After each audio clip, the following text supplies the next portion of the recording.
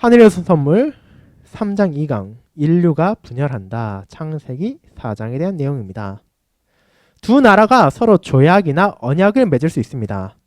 제3국으로부터 공격이 있을 때 그들은 서로를 돕겠다고 약속합니다.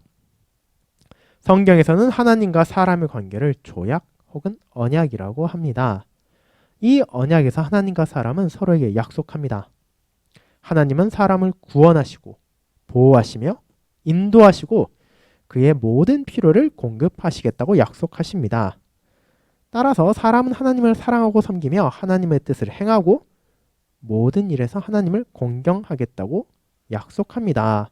그래서 이제 언약, 이제 당연히 이제 하나님과 또 그분의 백성과의 언약은 우리가 좀 더 깊게 알아야 될 게 있지만 간단하게 말하자면 사실 우리가 하는 약속 같은 걸 생각해 볼 수 있죠. 뭐 친구들과 있을 때 뭐 예를 들어 오늘 너가 밥 사주면은 다음번에 내가 밥 사줄게, 이런 것도 일종의 언약이죠. 말로 하는 약속이니까. 이런 식으로 누군가 약속을, 당신이 뭘 해주면은 내가 뭘 하겠다, 혹은 내가 뭘 할 테니 당신이 이런 걸 해주세요 라는 게 일종의 약속인데, 그럼 하나님과 사람 사이의 약속은 무엇인가? 하나님께서 우리에게 구원을, 보호를, 인도를, 필요를 공급하실 것을 약속하시고, 사람은 그런 하나님의 은혜에 감사하며 그분을 사랑하고 그분의 뜻에 따라 살아가겠다라는 것이 어떻게 말하면 간단하게 언약을 정리한 내용이라고 볼 수 있겠습니다. 물론 이것은 훨씬 더 깊은 내용을 가지고 있는데 그것은 추후에 다시 다루게 될 것입니다.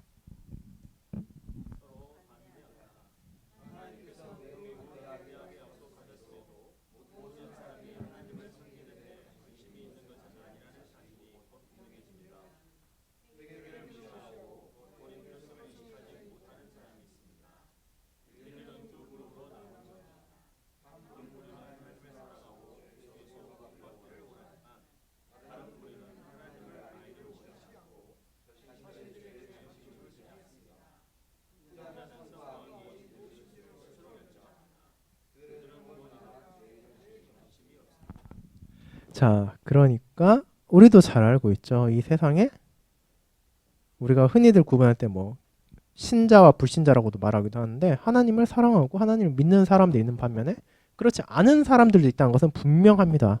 그렇게 인류가 분열되어 있다. 그런데 그 분열은 언제 시작되느냐? 그게 바로 이어지는 부분에 나옵니다. 실제로 사람들 사이에 이런 차이는 성경 맨 처음 부분에서 이미 분명하게 드러납니다. 아담과 하와의 두 아들 가인과 아벨은 둘 다 주님께 제물을 바쳤습니다. 그들의 부모가 그들에게 그렇게 하도록 가르쳤습니다. 들판의 열매와 양떼의 열매를 번제물로 하나님께 드렸습니다. 이런 방법으로 그들은 하나님을 주와 창조주로 인정하고 존경했습니다. 모든 것이 하나님께 속하였기에 그들도 그렇게 해야 했습니다. 하나님은 베푸시는 선한 분이십니다.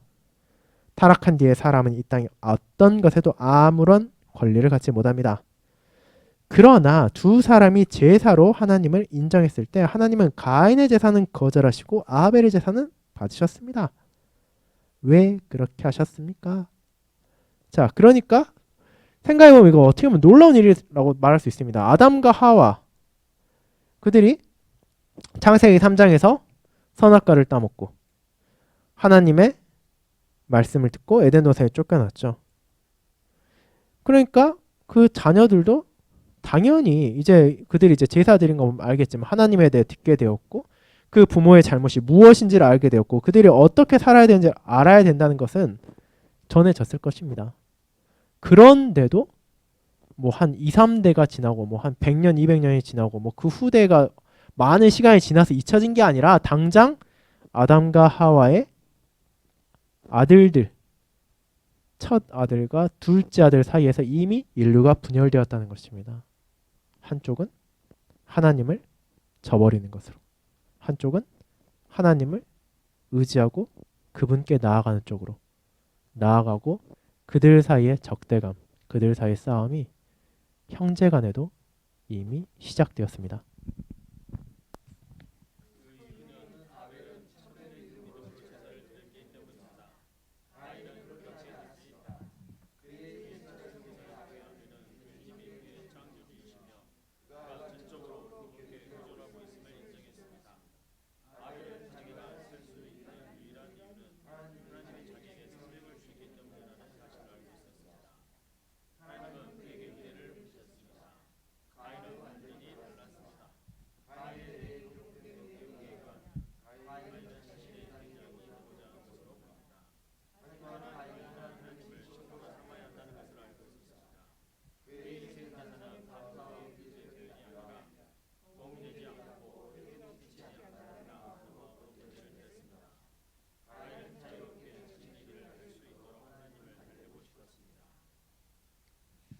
자, 그래서 이제 아벨과 가인의 제사가 나오는데 물론 이제 이 제사가 왜 하나님께서 아벨의 제사는 받고 왜 가인의 제사는 받지 않는가에 대해서 창세기 4장에서 그게 설명은 나오지 않습니다. 그죠? 아벨의 제사는 받으시고 가인의 제사는 받지 않았다라고 말하는데 뭐 어떤 사람들은 아벨은 양을 바쳤고 가인은 곡식을 바쳤으니 그런 게 아니냐라고 하는 사람도 있는데 사실 그거는 맞지 않죠. 왜냐면은 뒤에 레이기 보면 나오겠지만 후대에 이제 좀 더 체계화된 뒤에도 어린 양이나 뭐 짐승만 바치는 게 아니라 사실 곡식도 하나님께 바칠 수 있는 제물이었기 때문입니다. 그래서 가인은 곡물을 바치고 아벨은 짐승을 바쳤으니까 아벨의 제물을 받았다. 이거는 당연히 아니고 사실은 그 안에 담겨 있는 제사를 드리는 아벨과 가인의 자세가 어떠했냐. 결국 그것의 문제라고 우리는 보아야 됩니다. 여기 나오죠. 가인은 자신의 대장이 되고자 했다. 즉 과거에 자신의 부모가 그랬던 것처럼 하나님과 대등하고 싶었다. 하나님의 뜻에 따르기보다는 내 길을 나아가겠다라고 생각하면서 결국 제사를 드리지만 그 제사에 감사와 겸손의 마음이 들어있지 않았다는 것입니다. 실제로 이 이야기는 사람과 하나님의 관계를 유지하는 일에 관한 것이며 계속해서 살펴보면 그 사실이 더 분명해집니다. 가인은 하나님의 아벨의 제물을 받으셨으나 자기 제물은 받지 않으신 것을 알고 화를 냈습니다. 그는 화가 나서 동생을 죽였습니다. 인류 최초의 살인을 저질렀지만 아무런 후회도 드러내지 않았습니다. 자, 그래서 사실 하나님께서 한 명의 제물은 받고 자기 제물을 받지 않았다면 정상적인 생각을 한다면 하나님께서 왜 내 제물을 받지 않으셨는지 생각하고 내가 무엇을 잘못했는지 돌아보고 왜 동생의 제물을 받았는지를 또 살펴봐서 하나님께 정말 그분께서 받으시도록 제사를 다시 드리는 게 맞는데 그게 아니라 왜 나도 제사를 했는데 내 제사만 받고 동생 제사만 받지라고 생각하고 분개해서 동생을 죽입니다. 그리고 실제로 그 이후에 하나님과의 대화를 보면은 거기에 대해서 뭐 후회하거나 반성하는 자세도 나타내지 않습니다. 그렇게 이미 인류 사이에 하나님을 믿는 자와 믿지 않는 자 사이에 싸움이 시작된 것입니다.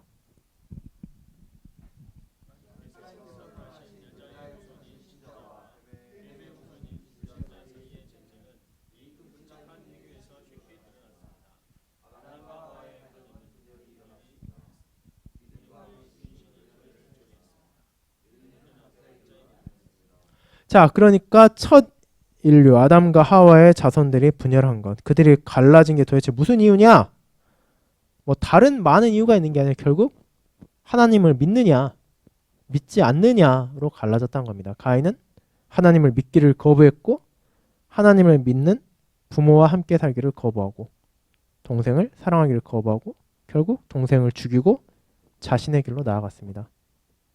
그렇게 첫 인류가 분열되었습니다. 성경은 라멕을 가인의 후손 가운데 하나로 언급합니다. 성경은 라멕의 가족을 통해 가인 후손의 태도를 보여줍니다. 라멕은 자신이 하나님으로부터 독립했음을 공개적으로 선언했습니다. 그의 근면하고 재능 있는 자녀들은 주님을 섬기는 것보다 그들의 삶과 관련해 더 나은 일을 해냈습니다. 창세기 4장을 읽을 때 여러분은 하나님을 고려하지 않은 문화의 시작을 발견할 것입니다. 라멕 가족은 하나님께 무엇을 기대하지 않고 자신들에게서만 기대했습니다. 만일 여러분이 창세기 4장 23절 24절에 나오는 라멕의 말을 읽어보면 오늘도 자주 접하게 되는 생활 양식을 보게 될 것입니다. 우리 인생 한 번밖에 없다. 최대한 활용하자. 내일 죽을 것이니 오늘 잘 살아보자. 라멕과 그의 가족은 지상에서 겪는 고통에 맞서 무장하려고 노력했습니다. 그들은 타락의 결과를 잊어버리고 자력으로 구원하려고 했습니다. 그들은 자신들이 이 세상의 주인이라고 생각하고 하나님과 그의 계명에는 관심을 두지 않았습니다. 그래서 이 라멕의 자손들이 누구냐라고 하면은 결국 어떤 사람들이냐? 가축을 치는 자의 조상, 수금과 퉁소 잡는 모든 자의 조상, 구리와 쇠로 여러 가지 기구를 만드는 자, 이런 사람들이 나오죠. 그러니까 오늘날로 생각하면은 어떤 면에서는 한 문화를 혹은 한 산업을 일으키는 위대한 사람들이 라멕의 자손에서 태어났습니다. 그들은 이제 하나님이 아니라 스스로의 힘으로 살아가기를 결정한 자들입니다. 그럼 모든 사람들이 그렇게 되었느냐? 그렇지 않다는 것을 여러분은 기억하실 겁니다. 그 다음 부분 보겠습니다.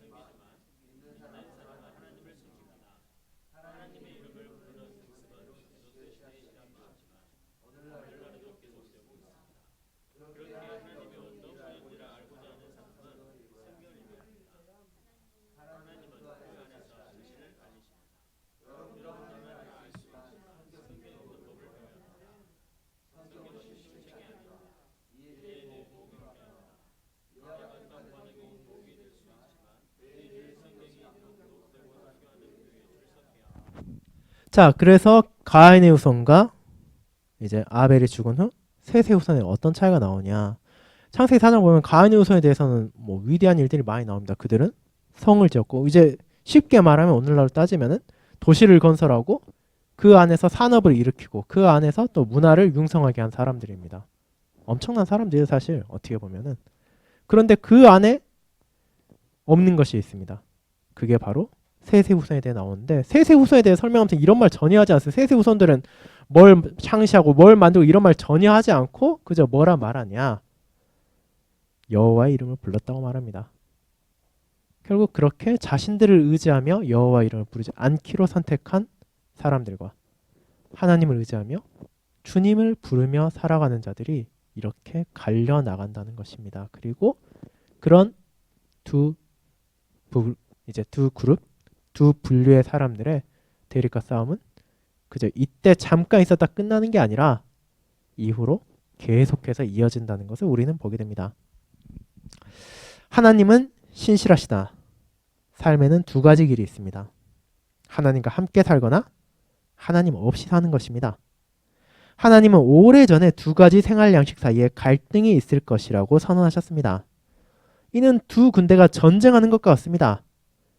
하나는 하나님을 위해 싸우고 다른 하나는 하나님을 대적하는 것입니다.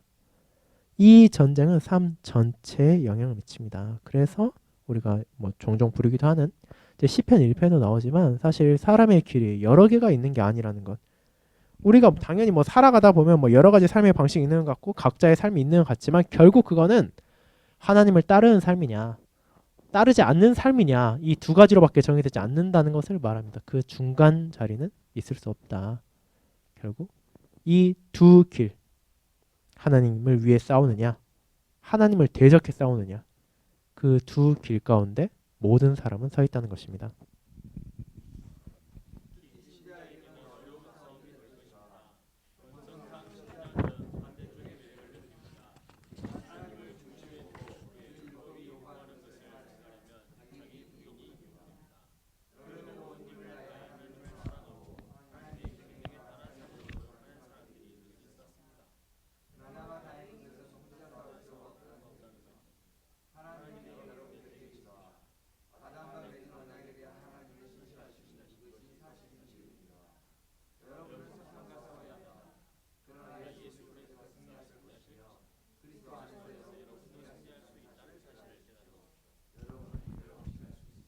자, 그래서 이 싸움은 결국 계속된다. 지금도 이어지고 있다. 그것은 분명 쉽지 않다라는 것입니다. 왜냐하면은 사실 우리의 본성상 우리의 욕망에 따르면은 하나님을 위해 싸우는 것보다는 사실 하나님을 대적해서 싸우는 것이 훨씬 더 쉽게 느껴지고 우리에게 맞는 것처럼 보이기 때문입니다. 그런데 역사에서 보면 그처럼 본성상 훨씬 끌려 보이는 그 길을 나아가는 사람들이 아니라 그렇지 않은 사람들도 언제나 있었다는 것을 보게 됩니다. 아니 어떻게 그 사람들은 그럴 수 있는가? 그것은 하나님께서 그들과 함께 하시고 그들을 인도하셨기 때문이고 또 오늘날 우리 또한 이렇게 교회에 나오고 하나님의 말씀을 듣고 그에 따라 살아갈 수 있는 것은 결국 그분께서 우리에게 자비를 베푸시고 우리를 돌보시기 때문입니다.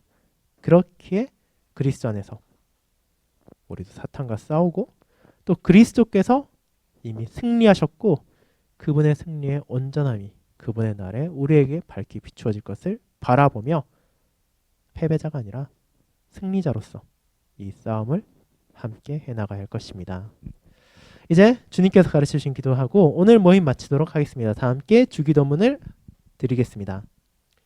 하늘에 계신 우리 아버지여, 이름이 거룩히 여김을 받으시오며 나라가 임하옵시며 뜻이 하늘에서 이룬 것 같이 땅에서도 이루어지이다. 오늘날 우리에게 일용할 양식을 주옵시고 우리가 우리에게 죄 지은 자를 사하여 준 것 같이 우리 죄를 사하여 주옵시고 우리를 시험에 들게 하지 마옵시고 다만 악에서 구하옵소서. 대개 나라와 권세와 영광이 아버지께 영원히 있사옵나이다. 아멘.